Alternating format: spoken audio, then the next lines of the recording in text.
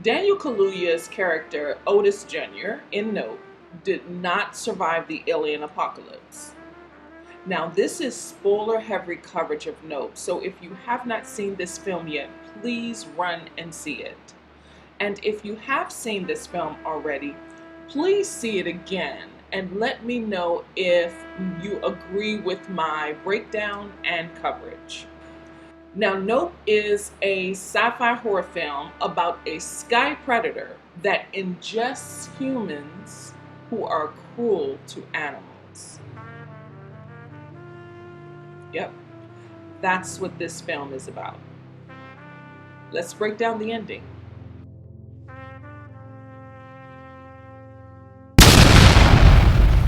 First off, in a recent interview, Jordan Peele was asked if OJ was alive in the final scene or if Emerald was envisioning him on that horse. He dodged the question, which all but confirms to me that Otis Jr. died.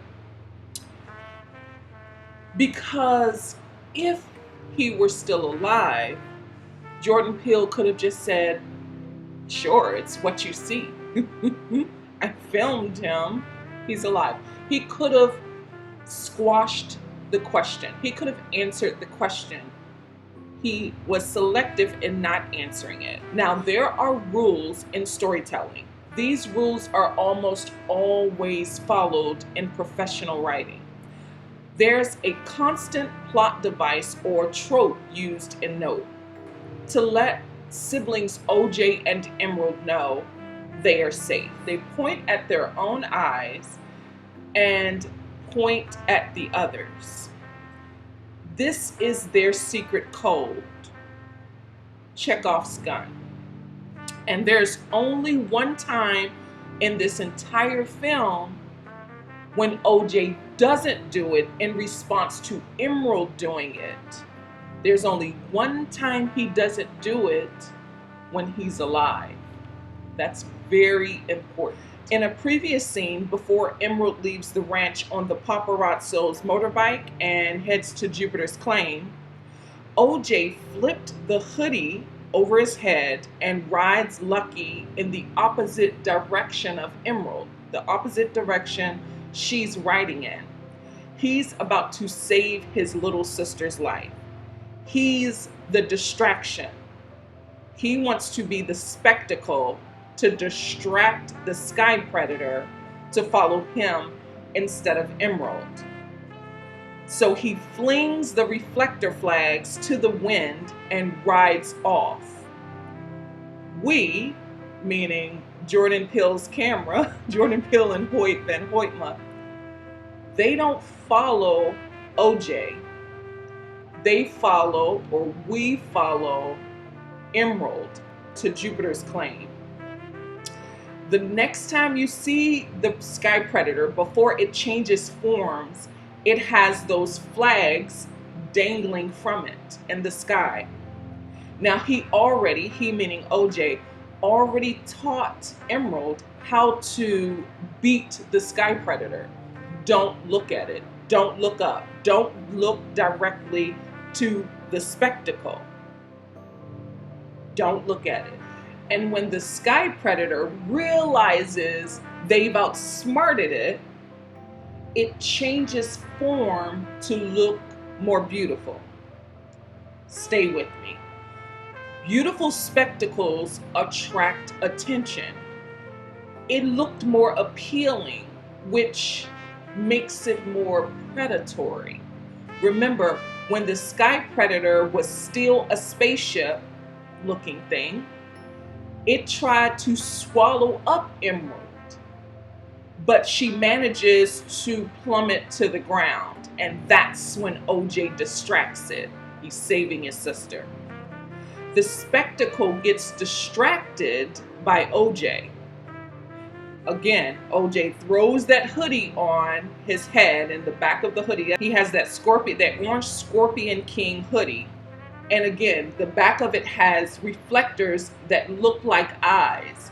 So the sky predator thinks that OJ is looking directly at it, so it doesn't need uh, Emerald, it follows OJ. All right, stay with me. I'm going somewhere.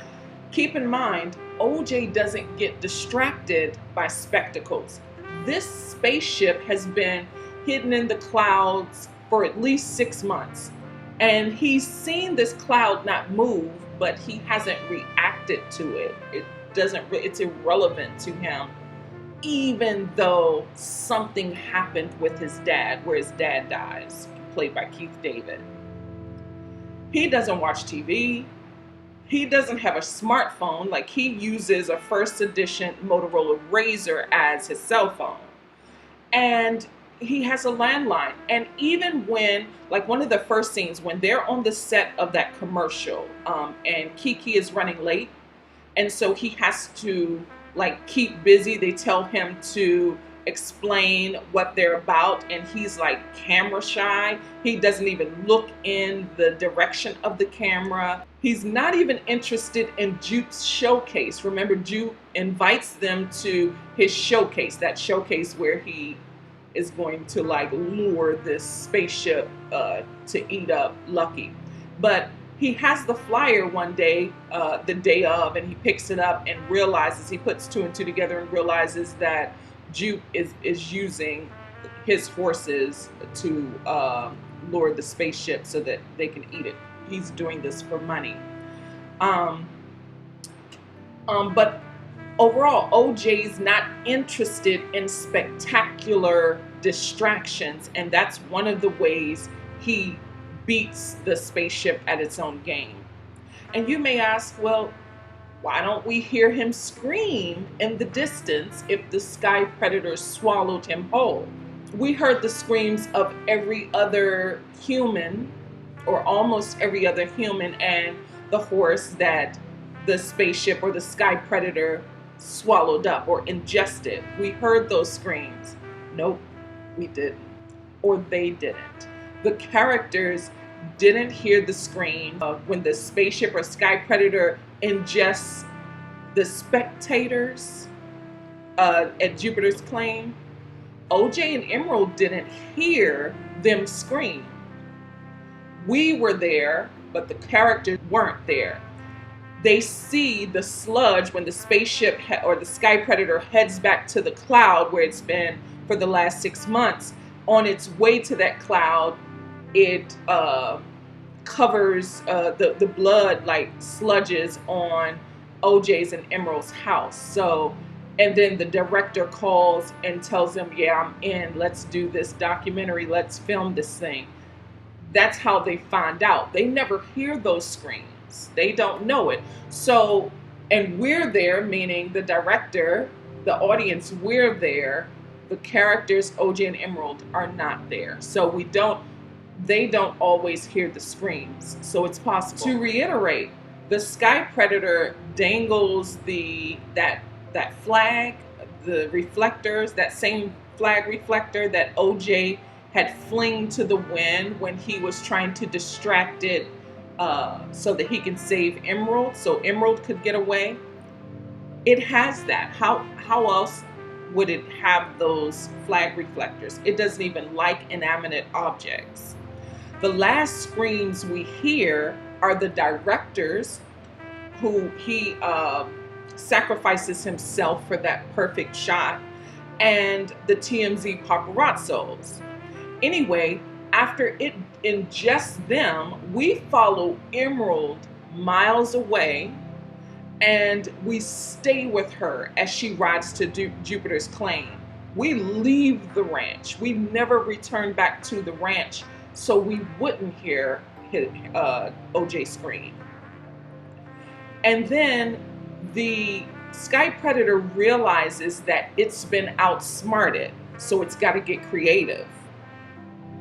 So it takes on another form in what resembles a jellyfish. And jellyfish are beautiful, but deadly. The sky predator has digested all those living things. It's no longer hollow when it resembles this sort of jellyfish. It's shallow. And in this form, it's making its own sounds, like it's trying everything to get the attention of spectators, particularly Emerald, to look up at it.